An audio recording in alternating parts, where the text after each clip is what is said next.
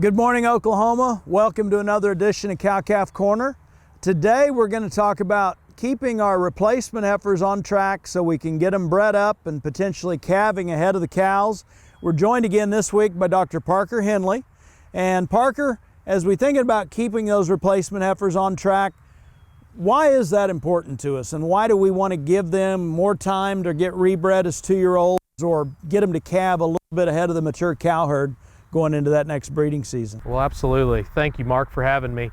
There's a substantial amount of cost that we invest into our replacement heifers when we develop them. So it's extremely important that we get them on a right track. And there's a lot of research out there that suggests that a heifer that calves earlier in her first calving season ends up getting bred quicker for her second calf and then lasts in the herd longer. And so that first calf and that first breeding season is essential to her longevity. And so when we think about preparing her for that, there's a couple key things that we should keep in mind. And the first one is that when we want to breed our replacement heifers, we would like them to be at 65% of their mature body weight. We'd all like to think we have 1,000-pound cows, but a lot of times they're larger than that, and sometimes 12, even 1,300-pound cows. And so if you do the math and get them to 65% of that mature cow weight, we're going to position those heifers to get bred.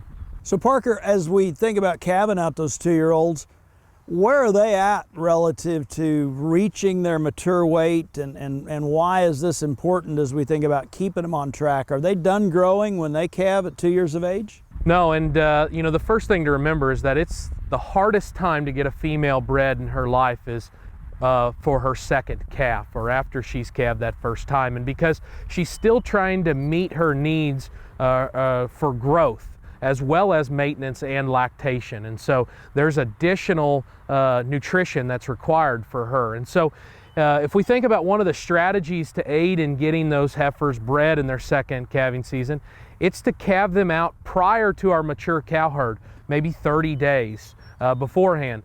And in some cases, if we have good nutrition, this allows us an additional 30 days on top of the traditional 90 days to get those heifers to recapture flesh post-calving, and then get into a body condition score where they're able to conceive and breed on time so they calve with the mature cows that second year.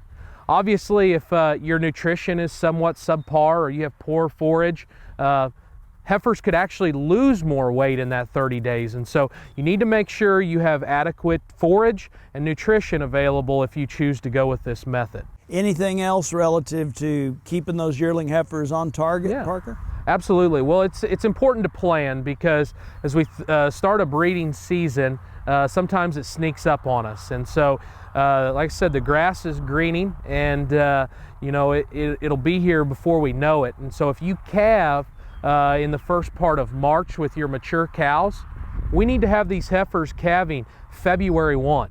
And so if we want that to happen, we need to be thinking about breeding those cattle around May 1st. And so that's just around the corner. And if we are going to maybe use an AI protocol or a synchronization protocol, we want to start looking into that very soon. Well, Parker, thank you for joining us, and we'll be talking about some more cow-calf topics soon. We'll see you next week on Cow-Calf Corner.